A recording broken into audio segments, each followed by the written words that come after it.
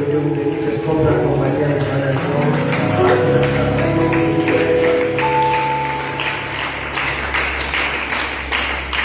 Alors, nous poursuivons ensemble notre thème intitulé L'Église intercesseuse. Amen. Et nous avons entamé une série d'enseignements qui s'intitule Les différentes sortes de prières. Et nous avons dit qu'il existe 6 sortes de prières. Nous avons promis que nous allons voyager dans la prière de la foi, la prière de remise de fardeau, la prière d'intercession, la prière d'accord, la prière de l'Église, et quoi d'autre? Il manque une prière.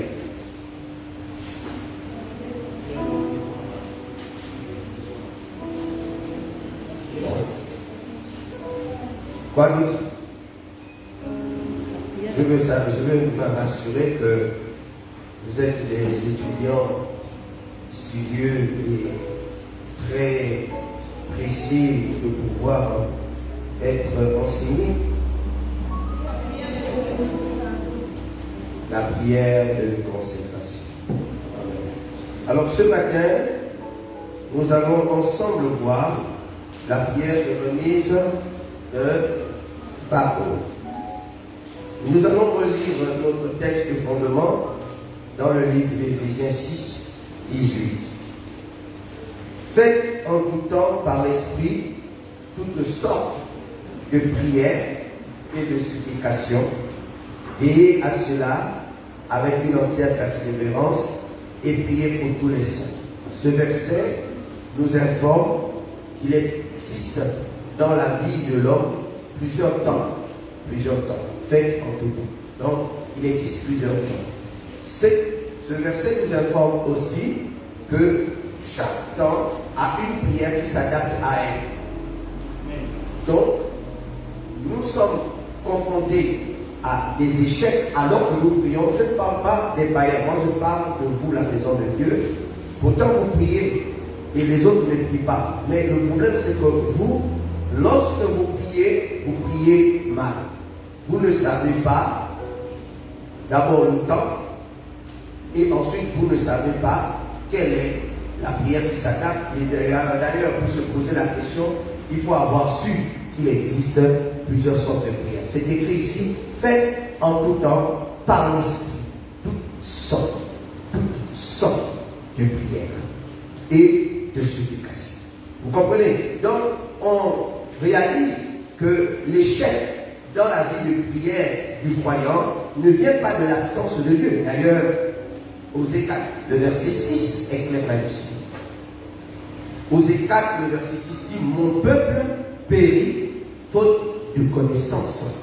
Parce que tu as rejeté la connaissance, je te rejette aussi de mon sacerdoce. Donc vous comprenez que Dieu est bien présent, mais son peuple périt. Il ne dit pas le peuple du diable périt, il dit mon peuple, c'est son peuple.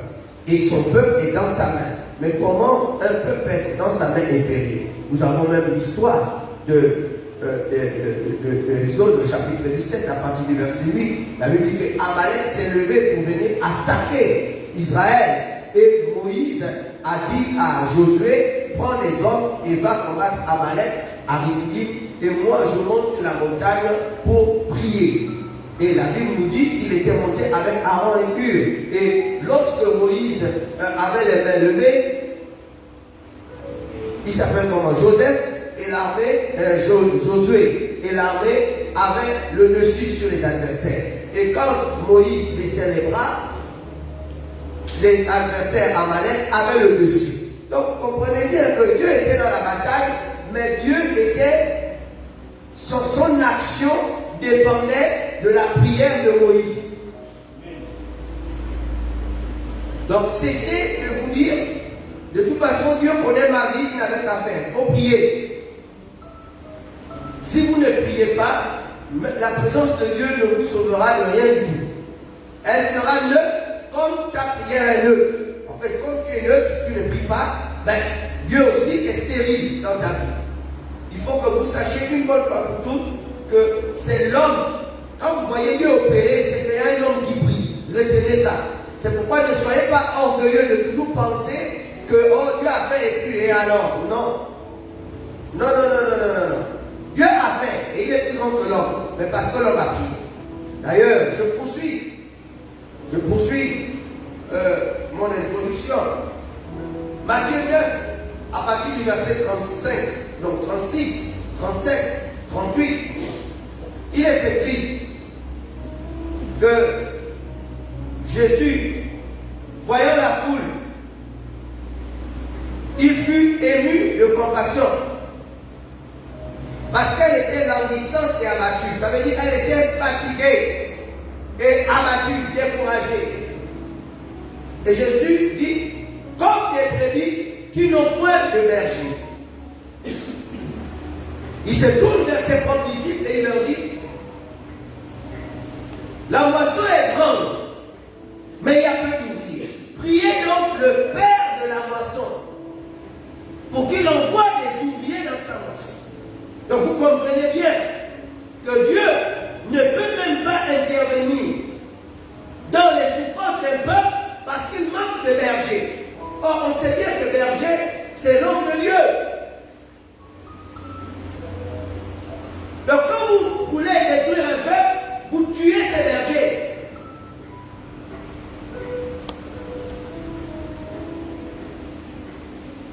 Lorsque vous voulez que Dieu n'intervienne pas dans la vie des gens, détruisez le berger. D'ailleurs, lui-même Jésus va le dire à la fin de sa vie que on va tuer le berger et les brebis seront. Vous ne comprenez toujours pas cette affaire-là où vous devez, quand vous avez un berger, vous devez le protéger, vous devez le défendre. Que celui qui te pousse à trahir ton berger ne veut pas ton bien. C'est un sorcier. Celui qui te pousse à fuir ton berger, parce qu'il est censé prier pour toi. Priez le Père de la moisson. Il ne s'adresse pas à des anges, il s'adresse à des disciples. Donc, c'est des hommes sur la terre qui ont même la responsabilité de prier pour susciter des bergers. Or, de quoi? Qu'est-ce que je suis en train de dire? Ça veut dire que si ceux-là qui ont la responsabilité de prier pour que Dieu envoie des ouvriers, Dieu n'enverra pas d'ouvriers, c'est ce que ça veut dire. Donc si vous voyez des ouvriers, alors c'est qu'il y a des hommes qui ont prié pour que Dieu les envoie. Mais vous ne contentez pas de dire, Dieu a envoyé, Dieu je te rends grâce. Reconnaissez aussi de manifester de la reconnaissance envers ceux qui ont le devoir de prier pour que les ouvriers soient envoyés. Et ces gens-là, c'est qui? C'est ceux qui ont le statut d'évêque. Un évêque, son rôle est de 3 ordres. Gouverner l'Église, enseigner l'Église et administrer les sacrements. Et c'est là, administrer les sacrements, c'est-à-dire établir les hommes sacrés, des hommes spirituels, des hommes surnaturels. C'est pourquoi la vie d'un évêque est caractérisée par des manifestations surnaturelles. Des puissances angéliques se manifestent dans son ministère. Mais ces anges qui fonctionnent avec lui, ces esprits qui fonctionnent avec lui, sont à sa disposition pour que lorsqu'il leur donne une instruction, l'esprit rentre dans quelqu'un. Oh, vous allez me dire, mais ça c'est dans la sorcellerie. Ok. Jean chapitre 1, verset 51, Jésus dit. Désormais, vous verrez le ciel ouvert. Les anges de Dieu montaient et descendent sur le Fils de l'homme, pas le Fils de Dieu. Ça veut dire le Fils de l'homme, l'homme dans la chair. C'est pourquoi Jésus dit dans Matthieu 9, priez donc le Père de la moisson pour qu'il envoie des ouvriers. En fait, les ouvriers sont angéliques, mais ils cherchent des corps. Et c'est la prière des apôtres dont nous sommes les successeurs en tant qu'évêques.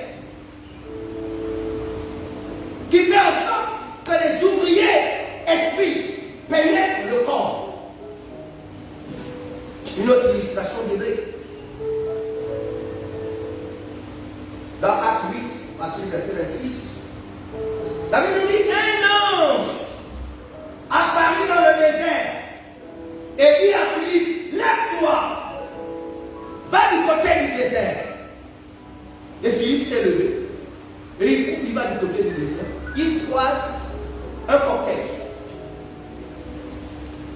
C'était le ministre d'État des Finances de la reine d'Éthiopie appelée Candace. L'esprit lui dit, avance-toi de ce char. Et lorsqu'il s'avance, il entend le ministre d'État des Finances. Lis le livre d'Ésaïe 53. Il a été maltraité, sur lui est tombé au péché, il a été mis à mort. Philippe pose la question au ministre. Comprends-tu ce que tu dis? Le ministre dit, comment comprendrais-je si personne ne me l'explique? Vous voyez que voilà même quelqu'un instruit en finance, en comptabilité, ministre d'État, pas ministre, ministre d'État, de la reine d'Éthiopie, qui revenait d'adorer à Jérusalem. Donc c'était même un juif. Il revenait d'adorer à Jérusalem. Il lit les Écritures, le salle et le jour, il comprend le fait.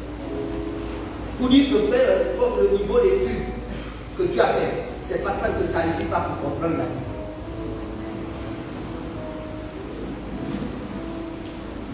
Comment comprendre si personne ne l'explique? Philippe est monté dans le char, il s'est assis, il a commencé à expliquer. Je vous raconte cette histoire pourquoi? Parce que vous ne faites pas attention que cette rencontre et cet échange a débuté par un ange qui a apparu et qui a parlé à Philippe. Ça veut dire que l'ange est rentré dans Philippe pour faire cette mission. Puisqu'à la fin, il voit l'homme et il dit, mais voici l'homme, qu'est-ce qui empêche que je sois baptisé? Philippe lui dit, si tu crois de tout ton cœur, cela est possible. Il dit, je crois que Jésus est le Fils de Dieu. Il a arrêté le char, il est descendu avec le ministre éthiopien et il le baptise d'abord. La Bible dit, quand il est sorti de l'eau, Dieu, l'Esprit enleva Philippe. En langue ésotérique, on appelle ça l'évitation. L'Esprit enleva Philippe, il apparut dans une ville appelée Azote. Il a fait comment? C'est pas de la sorcellerie. Comment quelqu'un fait au moment où il te baptise là à la mer et puis il disparaît? Même toi, tu vas commencer à fuir et qu'un sorcier m'a baptisé. Mais c'est biblique. Un homme de Dieu qui s'appelle Philippe. Pourquoi? Parce qu'il est allumé d'un esprit qui le fait faire cela. Cela n'aurait pas pu se faire si l'esprit n'avait pas ouvert en Philippe la possibilité d'entrer et de l'utiliser. Mais l'origine de Philippe, c'est Actes chapitre 6, lorsque les apôtres étaient en train de faire des distributions. Et que les distributions ne se faisaient pas dans les tickets, dans les prix. Certains étaient favorisés par d'autres. Ça créait des murmures. Les apôtres se sont réunis et ont commencé à discuter entre eux sur ce dossier. Et la conclusion fut, normalement notre rôle n'est pas d'être dans les finances, dans l'administration. Notre rôle c'est de prêcher la parole et de prier. Alors nous allons choisir 6 hommes à qui nous allons confier cette tâche. Des hommes qui ont le Saint-Esprit, des hommes craignant Dieu. Et voilà comment, parmi les 6, Philippe fut trouvé avec Étienne. Et la Bible dit que, après les avoir choisis, les apôtres ont imposé les mains pour transférer, pour les qualifier. Donc vous comprenez bien que l'on ne se lève pas pour servir sans avoir une origine, sans avoir un couloir. Même vous n'êtes pas venu par hasard au monde. Il y a eu un homme et une femme qui se sont croisés. Et une femme a porté ta grossesse et t'a amené au monde. Donc personne ne rentre dans une fête sans parole. Maintenant, si tes parents ne sont pas qualifiés pour faire de toi ce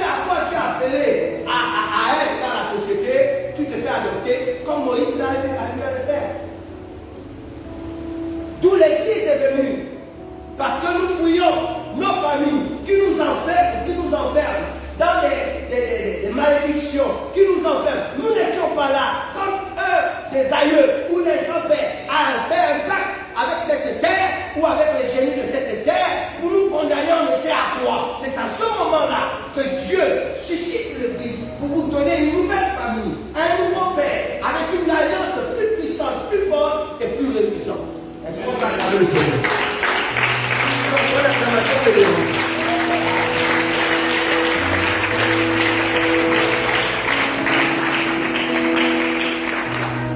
Ceci étant dit, cette alliance a des règles. Et la base même de cette alliance, c'est le fait qu'il y ait une relation entre le Dieu de l'alliance et les bénéficiaires de l'alliance. Et cette relation, c'est la prière.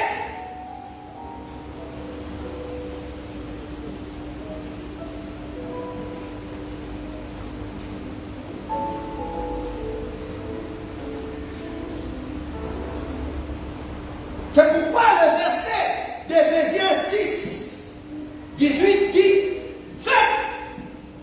Déjà, cela signifie que l'on vous responsabilise. Oh Seigneur. Faites. Faites.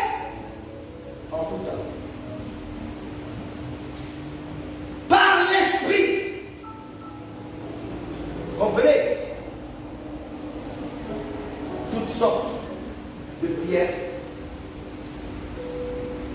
et l'explication vient à cela avec une entière persévérance. La prière de remise de femme. Nous avons vu la prière de la foi. C'est prier avec la foi et non pas prier pour avoir la foi.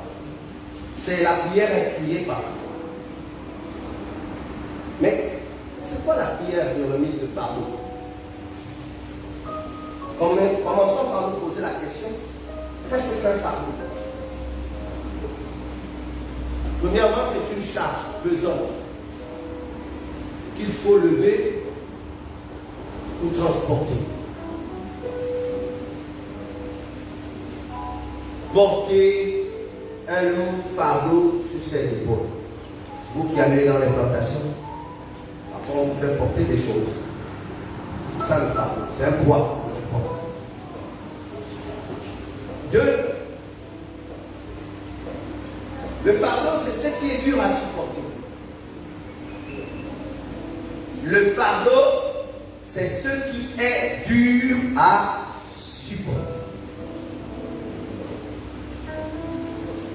Alors, le texte de Matthieu 11, le verset 28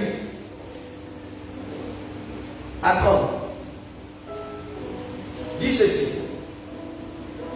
Venez à moi, vous tous qui êtes fatigués, déchargés, et je vous donnerai du repos. Prenez mon joug sur vous et recevez mes instructions. Car je suis doux et humble de cœur, et vous trouverez le repos pour vos âmes. Car mon joug est doux et mon fardeau léger.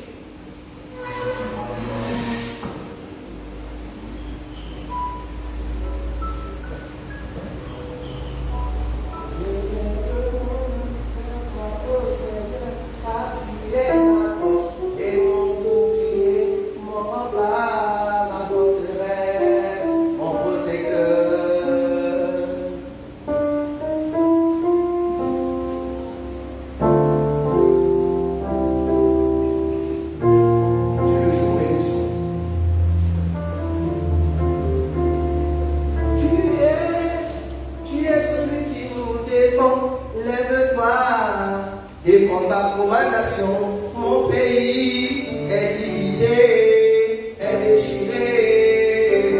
Au Seigneur, au secours, il faut nous unir et nous réunir pour que vienne la paix, pour que vienne la joie, pour que vienne l'amour, pour que vienne la prospérité. Ça, c'est la prière de remise de femme.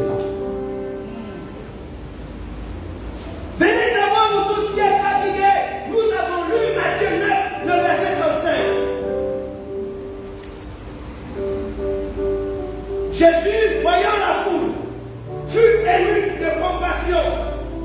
Une tristesse est rentrée en lui. Un fardeau est rentré en lui. Quand il a vu ce peuple abattu et languissant, qu'est-ce qui abattait ce peuple? Pas d'eau, pas de courant, pas d'école, pas moyen de se soigner. Les salaires ne sont pas payés. Les foyers sont déchirés. Les enfants ont eu le bac, on ne sait pas comment ils vont continuer leurs études. C'est ça qui abat le peuple. Mais je suis surpris que Jésus vienne dire dans ce texte, ce peuple est abattu à la naissance. Comme des brebis qui n'ont pas de berger. Quel rapport y a-t-il avec les bergers? C'est les politiques qui sont censés apporter ces solutions et ces réponses. Jésus se serait-il trompé?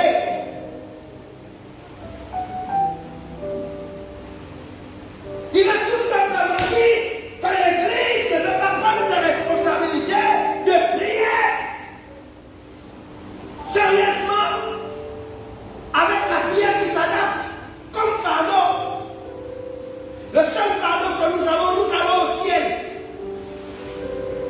Or, je vais vous expliquer la science qu'il y a derrière la prière, c'est d'introduire un esprit. De la même manière que les féticheurs ont le pouvoir de vous envoyer un esprit qui vous possède. Mais on utilise le mot. Dans le monde négatif, on utilise le mot envoûtement ou possession ou oppression. Quelle est la différence? Possession veut dire l'esprit est en toi et te possède.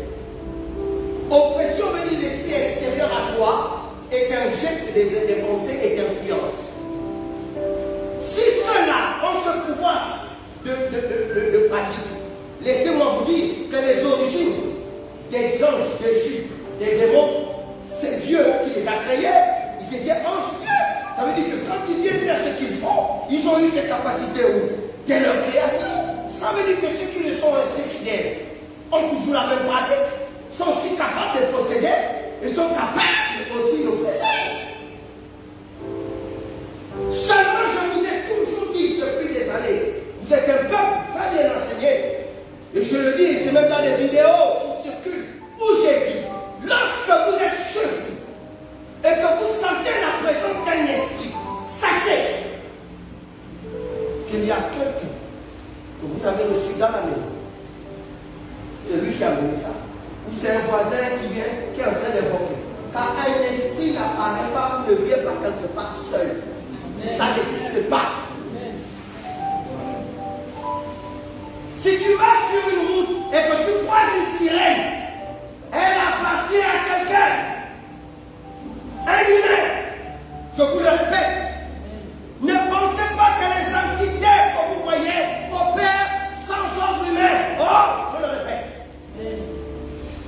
Aucune entité, quel que soit sa pouvoir, quelle que soit sa puissance, quel que soit son règne, ne peut jamais intervenir dans le monde des hommes sans avoir une alliance avec un homme. Je vous le dis. Sinon, même le Créateur lui-même, Dieu, ne serait pas en train de draguer Moïse.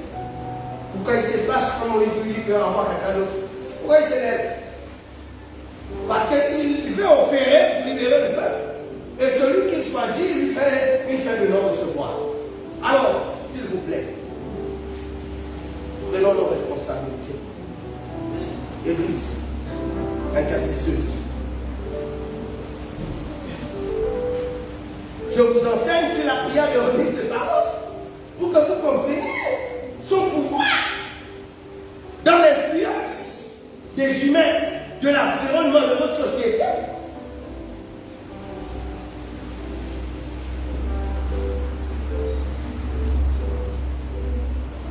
Dernièrement, il y a quelques années, il y a peut-être 1 ou 2 ans, un homme a épousé à la mairie au moins 5 femmes, 4 femmes.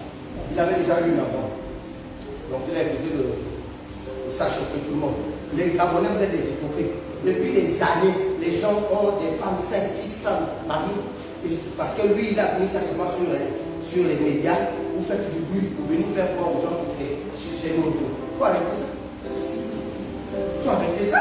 Nous-mêmes, on est issus des familles de polygamie, nos grands-pères. Chacun dit que lui là, c'est mon cousin, c'est le fils de troisième femme le vont draguer. Ça te choque.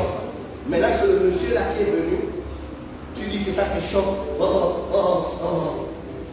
Faut arrêter quand même. Bon, ce n'était pas mon débat.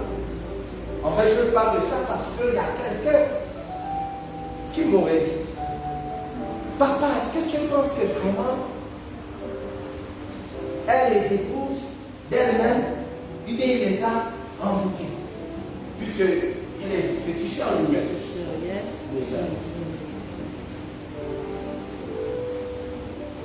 Se pourrait-il que c'est vrai? Mais justement là, tu me donnes encore l'occasion de dire, mais s'il a le pouvoir d'inoculer des esprits, pour que les femmes l'aiment et l'épousent, mais nous on attend quoi? Pour inoculer aussi les esprits, pour que nos situations changent devant les gens qui ont le pouvoir de signer quelque chose.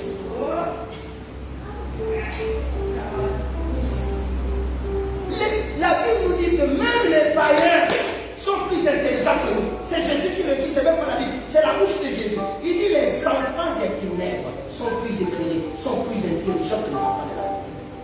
C'est depuis ce jour que je commençais à apprendre à servir Dieu en observant les enfants des ténèbres. Parce que franchement, je n'ai rien appris des enfants de la lumière. Ils m'ont habitué.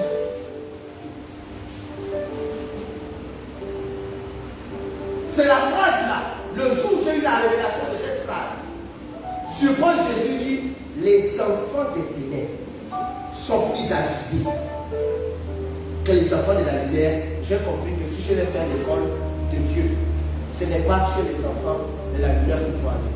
D'ailleurs, lui-même, il a pris Moïse, il a enlevé les enfants de la lumière pour les faire rentrer dans les enfants des ténèbres pour en faire Moïse.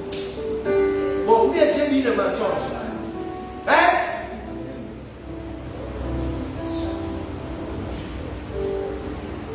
Chaque fois que Dieu veut sortir quelqu'un d'une situation, il envoie, il appuie Jacob.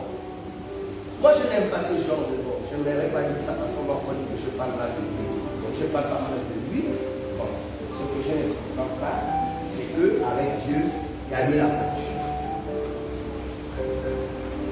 Isaac et sa femme Rebecca auraient refusé de transmettre la bénédiction à Esaü au motif qu'il aurait épousé les femmes étrangères là parce qu'elles avaient une mauvaise éducation.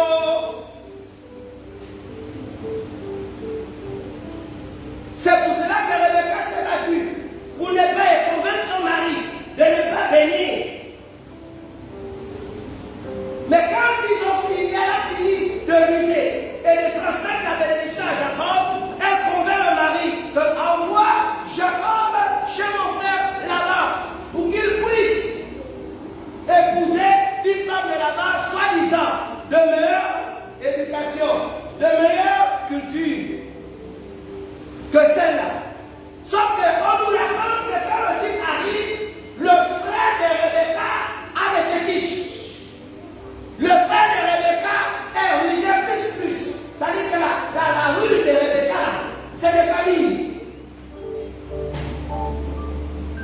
Au point que Jacob, qui est venu avec la bénédiction, avec le Dieu de son père, puisque en chemin, le Dieu de son père apparaît, vous connaissez l'histoire des chefs de Jacob. Donc il n'est même pas encore arrivé chez là-bas que Dieu l'apparaît en songe. Et il voit les chaînes, il voit les anges monter et descendre. Et il entend Dieu lui dire, je suis le Dieu de ton père, Abraham, Isaac, la terre où tu te trouves. Mais quand il arrive chez là-bas, je ne sais pas si Dieu a pris la poudre d'escampette pour le lâcher entre les mains d'un homme qui vient le rouler. Il a choisi Rachel et il a mis le beau-père Méléa. Et Dieu ne vient pas lui dire à l'oreille, est-ce que tu sais que la femme que tu as de toucher la semaine?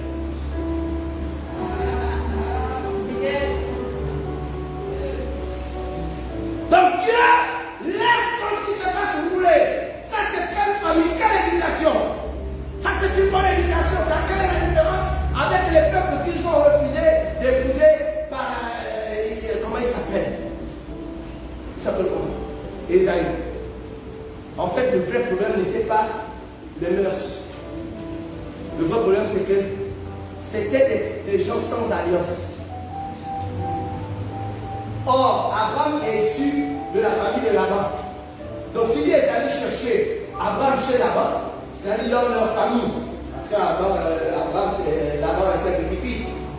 Mais si dans la famille d'Abraham, de ses pères, c'est là où Dieu est venu chercher, c'est qu'il y a déjà des germes dans cette famille-là. Une alliance avec Dieu. Or, les autres là n'en veulent pas. C'est comme ça que la Bible nous dit que quand Esaü a vu que c'était à cause de ses femmes que son père ne l'a pas béni, que sa mère ne l'a pas soutenu, il est allé épouser une sixième femme qui est la fille de son oncle. Qui? Ismaël. Pourquoi Ismaël? Parce que Abraham avait prié devant Dieu. Encore une fois, vous voyez, il avait supplié. C'était un fardeau pour lui. Lorsque Dieu vient dire, tu auras un fils et Isaac, c'est lui ton héritier. Abraham prend comme fardeau l'enfant et dit, oh mais j'ai Ismaël, je fais comment de lui? Et il bénit Ismaël. Et Dieu dit, à l'égard d'Ismaël, je t'ai exaucé. Lui aussi, c'est ton fils. De lui sortira 12 princes. Ce sera une grande nation. Donc quand Esaü sent qu'il a raté la bénédiction de son père, il va rattraper par le grand frère de son père en épousant sa fille.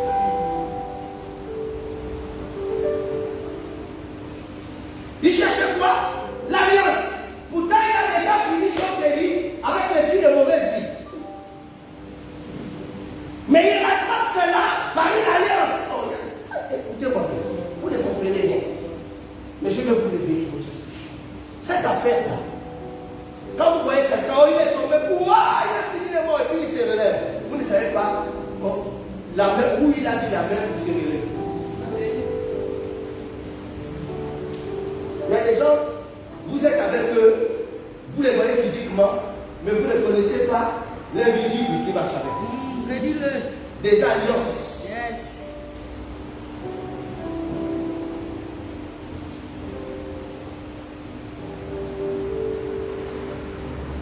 La prière de remise de fardeau, Abraham l'a pratiquée en faveur de son fils. La prière de remise de fardeau, c'est l'action de transférer ou de se débarrasser avec l'aide de Dieu et par l'opération du Saint-Esprit au nom de Jésus. On identifie cette prière de cette manière. Elle vient motivée par un sentiment d'oppression. Un ressenti de fatigue psychologique. Il vous arrive de sentir, vous vous levez le matin, bien la journée, vous êtes bien levé, et puis tout d'un coup, au milieu de la journée, tu te sens comme oppressé. Quelque chose vient et te prend. Et tu te sens mal à l'aise. Qu'est-ce qui va? Qu'est-ce que j'ai comme ça? Tu n'as pas eu une mauvaise nouvelle. Je fais la différence entre le fait qu'on t'a annoncé une mauvaise nouvelle. Tu es là tranquille, et je suis sûr que vous avez déjà vécu cette expérience. Tu es au travail, je ne sais pas où est-ce que tu es. Tu as peut-être bien débuté ta journée. Et puis tout d'un coup, tu te sens mal à l'aise. Et puis tu sens une fatigue. Mais pas une fatigue physique, mais elle est psychologique. Ça veut dire que tu viens d'être introduit dans la prière de Jésus. Il y a quelque chose. Tu te sens lourd, oppressé. La joie te quitte. Place à la tristesse, à l'abattement, même à la nervosité. Et tu n'es pas capable d'expliquer pourquoi tu t'énerves. Oh, si c'est déjà vu, dis-le-moi. Vous ne comprenez pas le langage de l'esprit qui habite en vous. Régulièrement, il a tenté de vous introduire à la prière de remise de fardeau. Mais au lieu de pratiquer cette prière, vous avez essayé de vous extirper au nom de Jésus. Esprit de tristesse, quitte-moi. Esprit de découragement, quitte-moi. Esprit d'oppression, quitte-moi. Et ça ne quitte pas, parce que là, tu viens de pratiquer la prière de la foi. Et ça ne s'adapte pas à cette situation. Il y a une situation qui demande que tu sois maintenant là, dans la prière de remise de part. Et lorsque tu es dans cet état, elle s'accompagne de gémissements, de lamentations, de pleurs. Je me souviens encore de cette histoire à Paris, dans mon appartement, et je me lève le matin et je me surprends moi-même en train de me plaindre et pleurer et dire, mais Seigneur, pourquoi tu me fais faire? Pourquoi tu me fais subir ces choses-là? Pourquoi? Et je pleure. Mais en même temps, au fond de moi, je m'étonne, mais qu'est-ce qui m'arrive? Mais je continue. Je suis comme quelque chose qui contrôle ma bouche et qui me fait pleurer et qui me fait lamenter et qui m'amène à dire à Dieu, mais pourquoi tu fais ça? Je ne suis pas d'accord, tu ne peux pas les... Je me plains, quand vers 15 heures, je suis appelé et je reçois une personnalité et qui, quand j'écoute, quand la personnalité est devant moi, quelque chose me dit, ce matin, c'était sa prière. Répète-le lui. Et puis je dis, mais ce matin, tu as prié et tu as donc je répète ce que j'ai dit. La personne est tombée à genoux, a crié à Dieu. Comment tu sais ça? C'est exactement la prière que j'ai faite.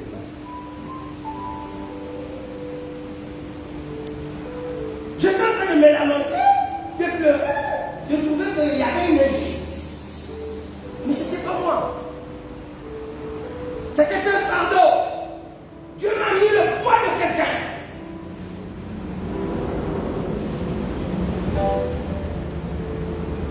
Philippiens 4, verset 6. Ne vous inquiétez de rien, mais en toute chose, faites connaître vos besoins à Dieu par des prières et des supplications. Vous voyez ça? Donc, la prière et la foi, ce n'est pas des supplications, c'est une ordonnance, c'est une instruction. Mais la prière de remise de fardeau, c'est une supplication. Un esprit de supplication anime le candidat et réveille en lui un élan de prière incontrôlé en laissant échapper de sa bouche des lamentations. Qu'est-ce que c'est qu'on appelle lamentation? C'est plainte exprimée de manière sonore et prolongée. Qu'est-ce que ça veut dire? Sonore, ça veut dire avec la voix. Et prolongée, long. Oh Seigneur, pourquoi Seigneur? Pourquoi cette situation? Pourquoi tu laisses faire? C'est pas toi qui décides de le faire, mais ça te vient tout d'un coup. Et tu le fais, tu es comme contrôlé. Et tu pleures. Tu gémis comme une femme prête à accoucher. Demandez à celles qui ont connu des grossesses. Parce qu'elle doit mettre au monde, quand l'heure arrive, les gémissements, les douleurs augmentent. Et oui, c'est ça la prière de supplication. Il y a quelque chose qui veut naître. C'est pour cela que la chose est sur toi. Et c'est ta prière qui va accompagner la production de ce miracle. Plainte exprimée de manière sonore et prolongée. Suite de paroles s'exprimant ou exprimant le regret, la douleur, la récrimination. Qu'est-ce que c'est une récrimination? Action de récriminer, protestation, réclamation.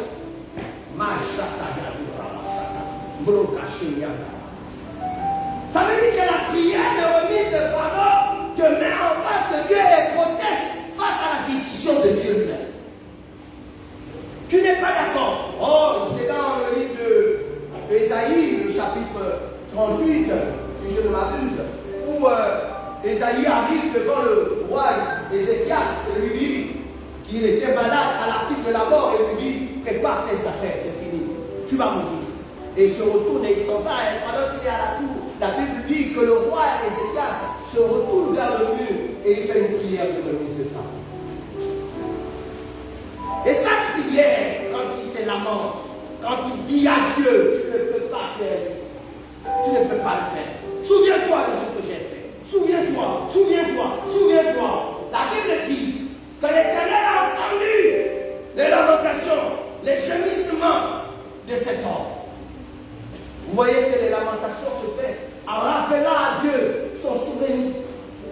pas en se plaignant simplement ou en évoquant un chapelet de problèmes que tu traverses. Non! Il faut accompagner de ton chapelet de problèmes à ton identité. Rappelle-toi qui tu es. La Bible dit que lorsque le peuple d'Israël s'est mis à crier sous la servitude de Pharaon, ces cris que leur arrachait la servitude montaient jusqu'à Dieu.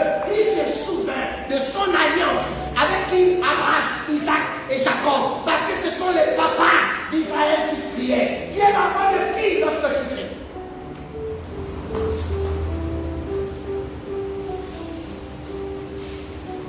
Ne soyez pas des bâtards spirituels. Vous allez me dire c'est l'Ancien Testament, ok, mais Matthieu 16, le verset 18, je surprends Jésus qui dit à Pierre, Pierre, surprends. Un homme, je bâtirai mon église. Mon alliance de toi et moi fera en sorte qu'une assemblée de personnes sur qui reposera. À ce moment-là, les portes de la mort ne pourront rien contre. Vous ne pouvez pas avoir une alliance en dehors d'être membre d'une église. N'écoutez pas les gens qui vous disent de ne pas suivre l'église. C'est des vrais sorciers. Même toute société, même nos familles, ils ont quand même des féticheurs. En France, toute famille a un médecin. Comment vous pouvez subir des choses comme ça? Vous imaginez une ville sans police? Qui va vous sécuriser? Vous imaginez une ville sans maire?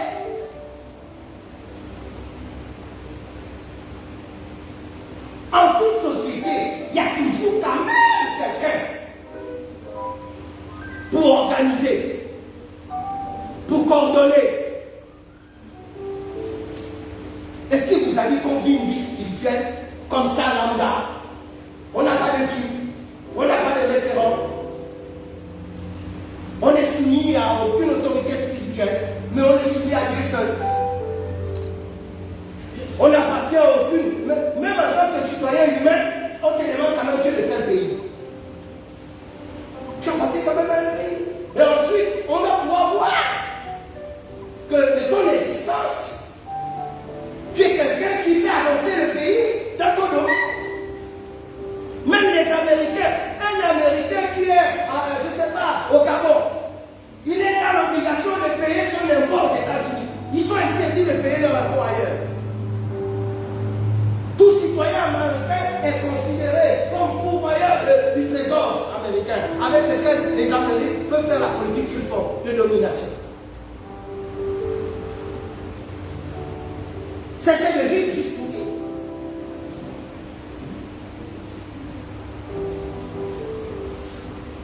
Romains 8, verset 26 à 27. Demain aussi, l'Esprit nous aide dans notre faiblesse. Car nous ne savons pas ce qu'il nous convient de demander dans nos prières. Mais l'Esprit lui-même intercède. Et on dit, par les soupirs inexprimables, c'est-à-dire des soupirs qu'on ne peut pas interpréter ou comprendre. C'est et effectivement, je prends toujours l'exemple de la femme enceinte. Vous comprenez quoi là? Elle exprime sa douleur. Mais la douleur qui vient de quoi?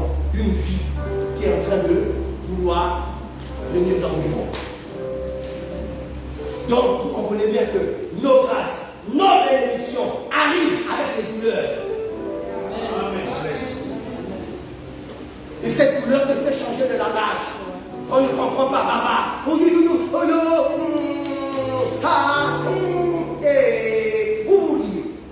Mais elle est là-bas.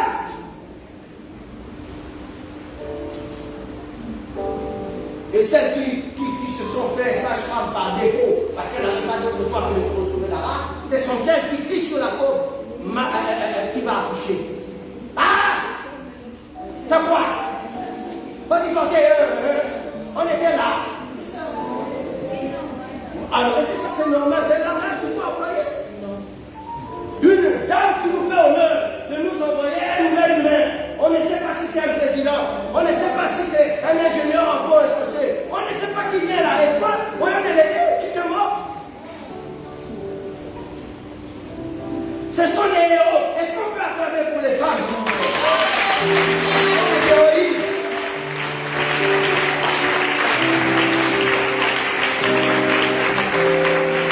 Parce que tout héros sur cette terre est passé entre les jambes d'une femme. Grand homme. Mais si une femme ne t'avait pas,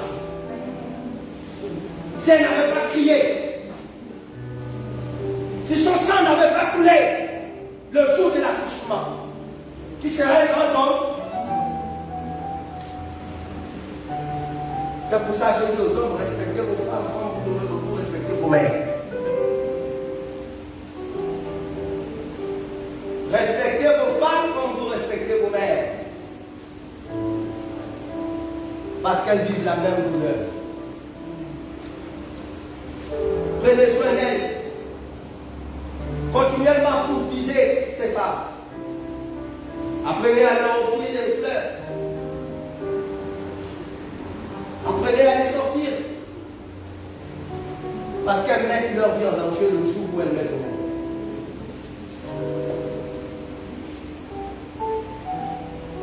Respectons la femme. Parce que toi aussi tu es une femme en esprit. Et que tu dois pouvoir porter les douleurs pour accoucher tes grâces. Pour faire naître ta famille.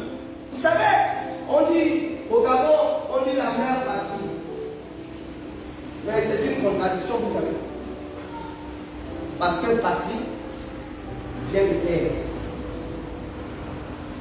Et c'est pas normal que dans le logo du Gabon, c'est une maman avec un enfant.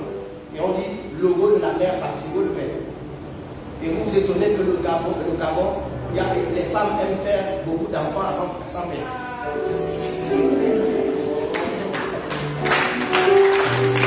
On a jamais promu depuis le logo. Il faut que les politiques se réunissent et nous refassent cette affaire et mettre un père à côté. Ça vient déjà de là.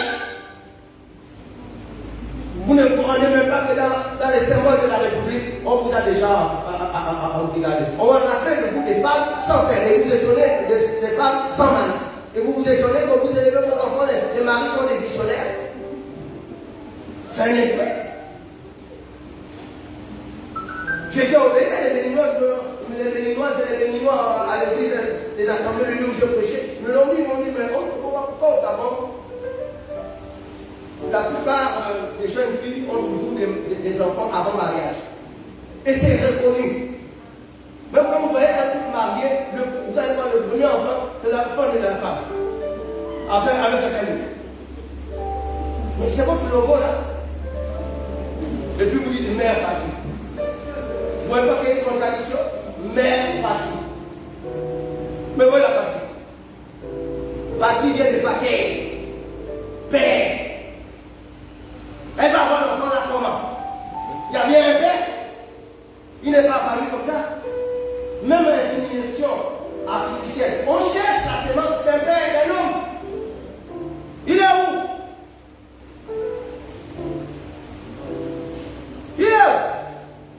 Voilà que l'enfant se retrouve à avoir plusieurs papas. On appelle tonton ici, tonton ici, tonton ici. Ce n'est pas de votre faute, les femmes. Tout le temps on dit que c'est vous, ce n'est pas de votre faute. C'est les politiques publiques. Ça doit déjà changer. C'est ça, c'est à nous de prier pour ça.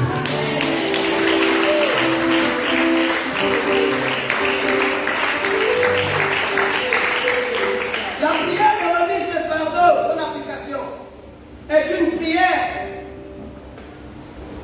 qui se pratique par le croyant sous l'impulsion de son cœur chargé d'un poids, d'une préoccupation, d'un souci, d'une inquiétude.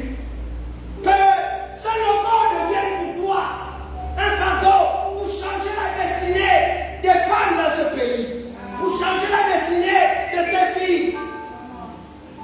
Toi, la mère qui a commencé comme ça, ta fille aussi se retrouve dans la même situation. Et sa petite fille aussi, ça continue. Donc, avant de finir tous les grands-pères, commence d'abord à regarder les symboles de la République.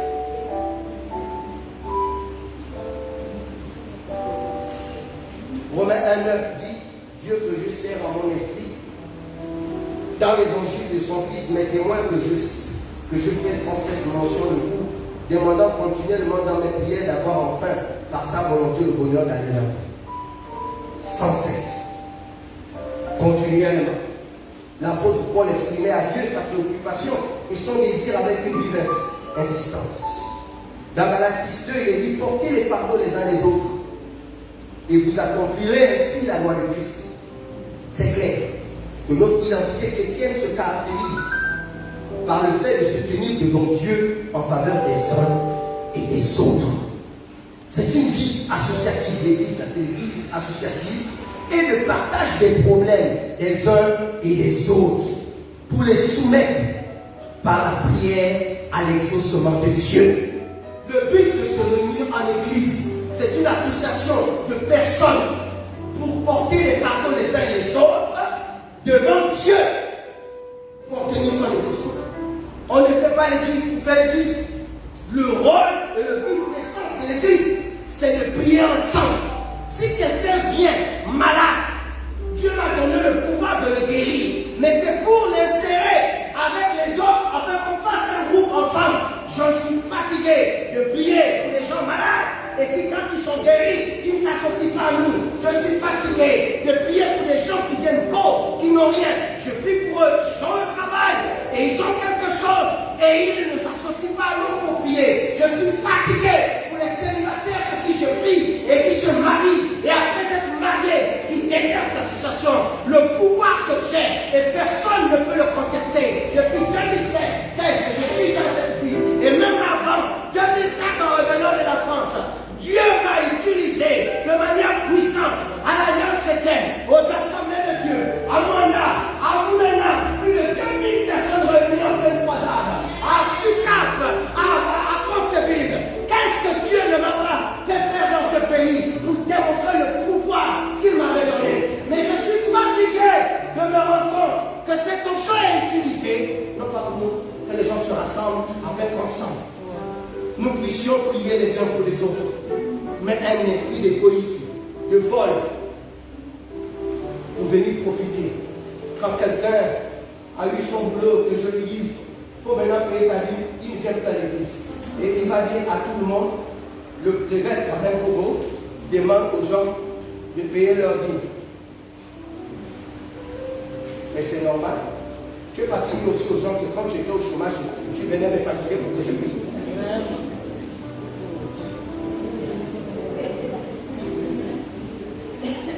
L'évêque Rabin Kogo m'appelle parce que je ne viens pas à l'église. Tout le temps, il fait m'appeler pour me dire de venir.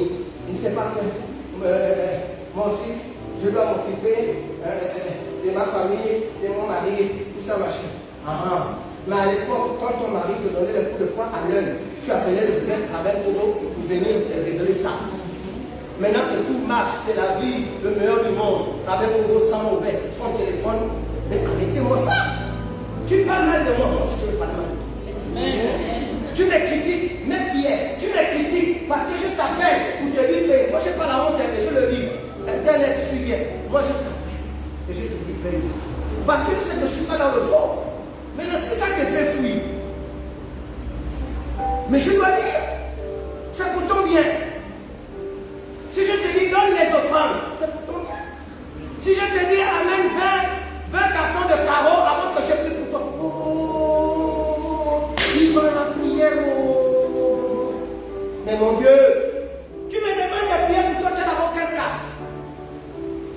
Parfois la situation dans laquelle tu es, c'est les sorciers qui se sont réunis pour te finir. Moi j'apparais dans le combat. Je te mets derrière moi. Ça veut dire qu'en face de ces sorciers, c'est maintenant moi quand tu es derrière. Donc c'est moi maintenant, tu dis. Et je n'ai pas le droit de te dire que je te protège parce que j'ai un intérêt. Non, je ne vais pas te dire ça. Je dois dire que non, je te protège pour l'amour de Dieu. Je vous dis, j'ai un intérêt. Et cet intérêt, c'est que toi et moi nous soyons associés. Et que nous portons les fardeaux les uns les autres. Moi aussi j'ai mes fardeaux. Et c'est toi la solution. Oui, quand Dieu, même si je suis évêque, mais quand Dieu m'établit évêque, il sait qu'il va me donner les dons. Et les dons, c'est qui? C'est Gaïta. Je ne suis pas menuisier. Dieu veut que je veille sur Gaëtan. Si un sorcier le touche, je le protège. Parce qu'il doit faire, papa, il doit faire ma misère.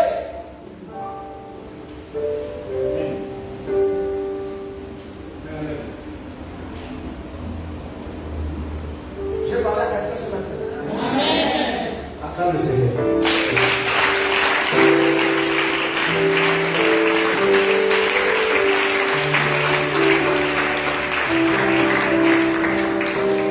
Je vais m'arrêter ici parce que mercredi, je vais poursuivre avec cet enseignement, la prière de remise de fardeau, pour vous parler de son résultat.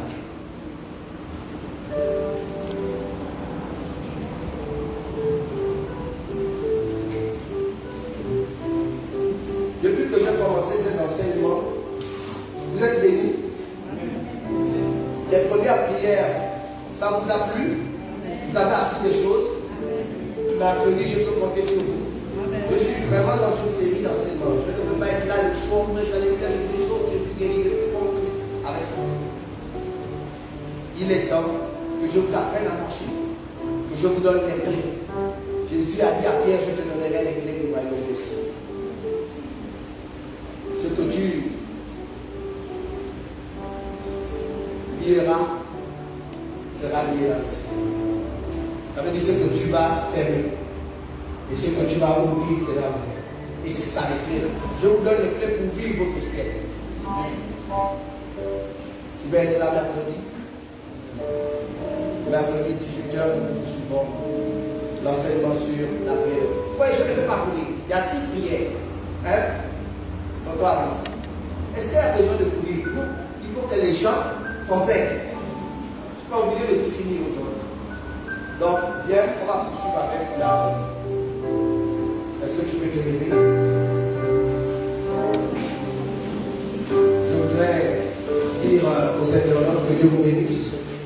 Tout à l'heure, nous allons avoir dans peut-être 10 minutes la prière, montagne de prière. Donc, on va vous redonner le lien tout à l'heure. N'hésitez pas.